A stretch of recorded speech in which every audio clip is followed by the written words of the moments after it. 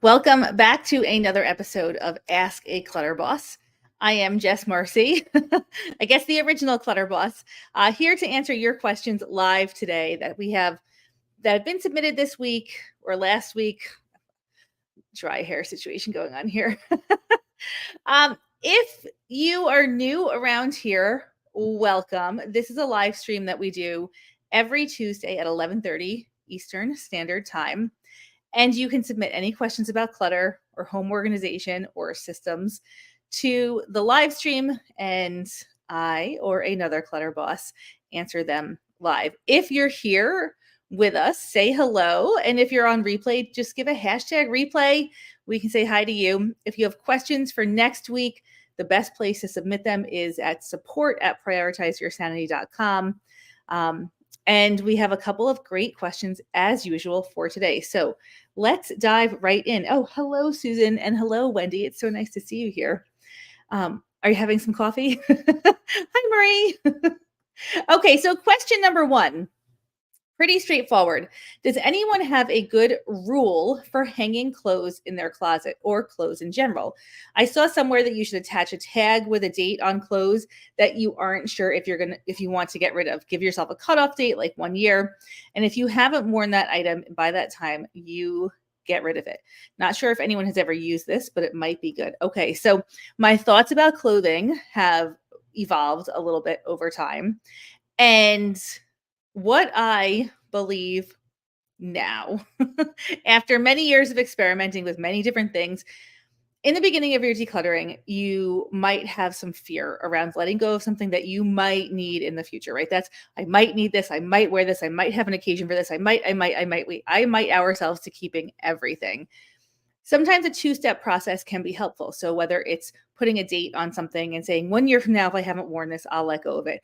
Or sometimes people turn their hangers, so you turn all your hangers one way. And when you wear something and put it back in your closet, you turn your hanger the other way. Honestly, I think if you need a two-step process in the beginning, that is fine. But I want to encourage you to be as ruthless as possible with letting go of as much as possible, as quickly as possible. Because here is the deal. Every single thing that we have is stealing our time. We only have a short amount of time here on this earth. So if you are debating keeping something that you're most likely not going to wear, or that if you had an occasion, you could wear something else, you could borrow something from a friend, just let it go. Just let it go. The longer you debate, the longer you hold on, the longer you play games, turning hangers, putting dates on things, the more the more time your clothing is stealing from your life.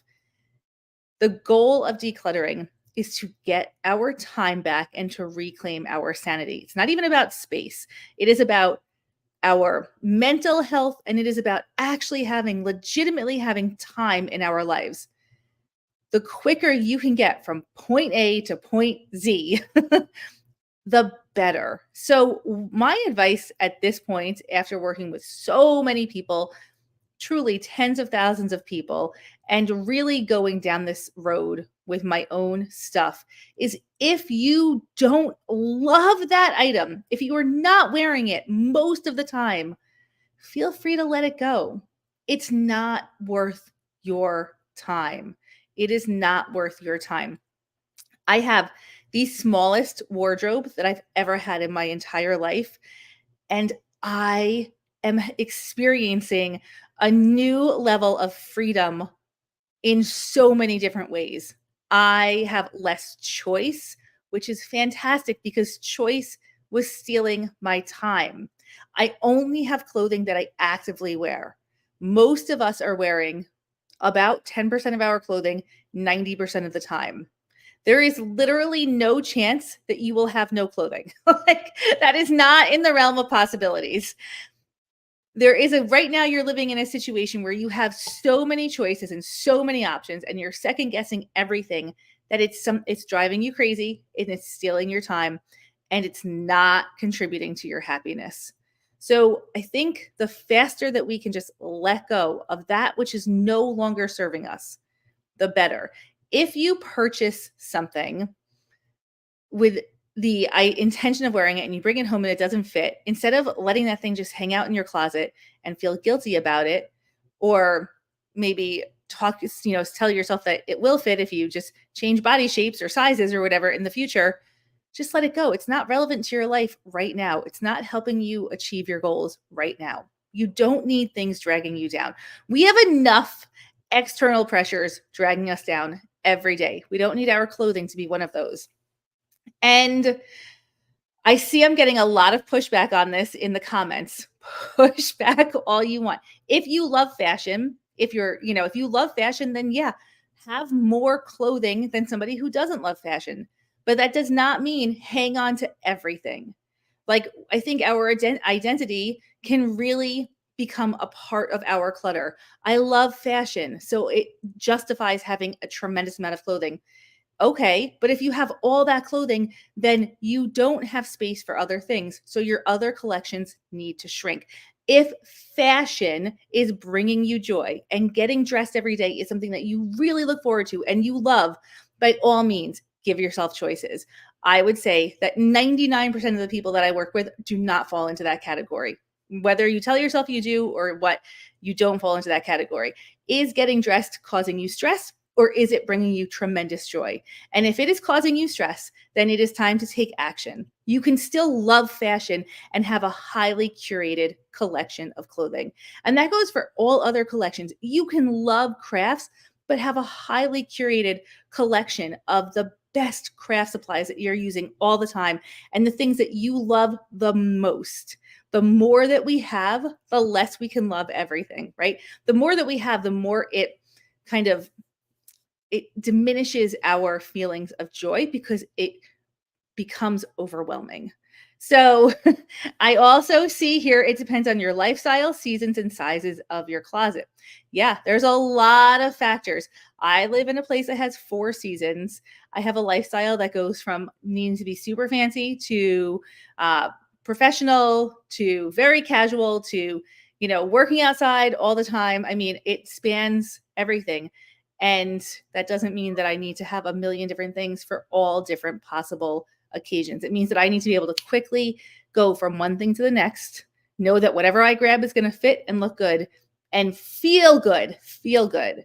That's, if you're storing half of your wardrobe in bins in the attic, it's taking your time. It's taking your time. It's taking your space. If you're storing it in the basement and the basement floods, we have a lot of flooding questions today. You end up having to throw away a lot of stuff. So, I mean, again, if you want to keep a lot of clothing, you do you, but we only have a finite amount of storage space in our homes. And as soon as we fill up that storage space to like 75%, it starts to be hard to do laundry, to put clothing away, to find things. So if you're in a situation where you can't even get to your dresser because there's so much clothing on the floor in front of it, you can't walk into your closet because there's stuff everywhere. There's no judgment with the fact that you were there. But please don't fool yourself into thinking that you're saving clothing for an occasion and that you're going to wear all the clothing that you have. It is not true. So I think we have like fantasy self and realistic self, right? Let fantasy self like live in that fantasy world for a couple of minutes, dream of all the occasions where you're going to wear all the clothing, and then let reality self come in and say, okay, that was fun. Let's clean out some of this so that we get our time and our space back. Laundry is not the same if you change clothing every day. So the more clothing that you have, the more clothing can accumulate and the more laundry you have to do. So there is a baseline amount of clothing, yes, that you have to launder. It's what you wear every day. But if you have the ability to wear lots and lots of stuff, then you have the ability for dirty clothing to pile up into mountains and to have a more overwhelming situation with your clothing. If you have less clothing, you're still doing a lot of laundry, but it's a lot easier to put your clothing away. The clothing literally cannot pile up because you just don't have that much. And it's about that mental energy. So, okay. People size you up by your appearance within the first 5 seconds of meeting you. I'm not this is I don't know who this is here, but if you disagree with what I'm saying, feel free to move on. If people are sizing you up by your appearance within the first 5 seconds, maybe those aren't the people that you want to be hanging out with. Maybe find people who listen to you and talk to you and find out who you are. I'm not saying go out looking like a mess. I'm just saying have a wardrobe that is perfectly curated for you, that you love and that you feel good in, because it really is about how you feel. How you feel is more important than anything else. Okay, moving along to our next question. This is a pretty long one, so I'm going to just kind of get to the point of the question. Um, I am dealing with the paralysis of a flooded house and having all of my possessions in my cellar and the first floor boxed up and moved or thrown away. Um, I continue to be in paralysis mode and I don't understand why. I'm leaving my friend's house with the thought of action when I get home. Any thoughts on getting out of paralysis mode? Paralysis is definitely a real thing when it comes to clutter and living in a very overwhelming environment. And when we have clutter, it is a very overwhelming environment. I think that when we're paralyzed by our situation, if there is any action that you can take, any action whatsoever, it can start to shift that energy of paralysis into an energy of action. If you are sitting and staring and you're not sure where to start, give yourself a couple of seconds to feel that way, but then just pick one item and start there. It's really, there's like we say, touch and tackle. Just touch something, make a decision, and move forward. That action is the antithesis of paralysis. If you feel like you're struggling to take action and you're really truly paralyzed by your space, call a friend and say, listen, talk me through the next 5 minutes. I need to do something and I don't know where to start. Can you just give me a starting point? Because the starting point doesn't matter. It just matters that you start, right? So just figure out a place to start. Figure out, somebody on the phone to help you. Post into our groups and say, I'm paralyzed by this flooded house. I'm so overwhelmed. Help me get started. And you will have hundreds of comments just encouraging you to get started. And that can be the thing that you need. And if you need to do that 10 times a day, do it 10 times a day. Take action, give yourself a lot of time to breathe. And I think it's helpful to have support when you're going through this process, when you're going through a really intensive process of dealing with a flood and um, having to go through a lot of stuff at once. It's a great time if you have a therapist to schedule a therapy appointment. It's a great time to schedule some self-care. Make sure that you get yourself out of the environment frequently. So just go for a quick walk, do a little bit, go for a quick walk, do a little bit, go grab a coffee. That will help also, just kind of change of scenery, come back, start again. Okay. Next question. I'm new here. I need support because I deal with depression, PTSD, and ADHD. My house is out of control, and I'm having a hard time motivating myself to get done on my one day off. I am exhausted. So, yeah, that sounds very exhausting for sure. I would say if you have one day off, I would not make that the only day that you are working on your clutter. The reality of the situation is it took us years and years and years to accumulate clutter. It's going to take a long time to declutter, and that's okay. There's a couple of things that you can do, even on your days off, that can help. Number one, stop buying more stuff or bringing stuff into your house. When somebody offers you something for free or you see something, just don't bring it into your house. Stop the flow in is going to help so much with dealing with what is already there. So when we work with people who have clutter, we ask them, please take a break from bringing things in, because really, when you have clutter in your house, you're living out of equilibrium. So you're living outside of the space that you have for storage. So if we're constantly bringing stuff in, we're never going to get down to that point of living within our space. Like I know they say like one in, one out. I don't buy that at all. If you have clutter, it's nothing in and stuff out. That is how we start to find that space that we need for all of our stuff. I also feel like when we bring things in, we're bringing in a lot of things, not just one thing. So even if you bring in one item, there's packaging, there's bags, there's a lot that comes with it. So and we like to keep every box and all of that. So number one, stop the flow in. Number two, if you have 5 or 10 minutes every day that you can devote to working on your house, do that every single day. Even if you're working every day, if you can just find 10 minutes to tackle one tiny pile, that's going to get you through your house without having to do it all on your day off. Having this task to do on your day off is very demoralizing. So maybe do a little bit more on your day off, but also find time to rest because if you don't rest, it's impossible to move forward. So try and do little chunks more routinely instead of a giant amount on the only day that you have for rest and relaxation and see if that helps you. Okay. There's a couple of questions in here. Uh, um, okay, I apologize if this was asked before. How can I talk myself out of the anxiety I get when I think about the things I want to or did give away and the what ifs? Like, oh my gosh, what have I done? What if I need it? I know it's silly, but it's not silly at all. So the what ifs definitely keep us trapped where we are. I think when we're saying, what if this happens or what if that happens, we're making decisions that are rooted in fear. I'm afraid that I made the wrong decision. I'm afraid that something negative is going to happen. I'm afraid that I let go of something that I might need. That's rooted in fear.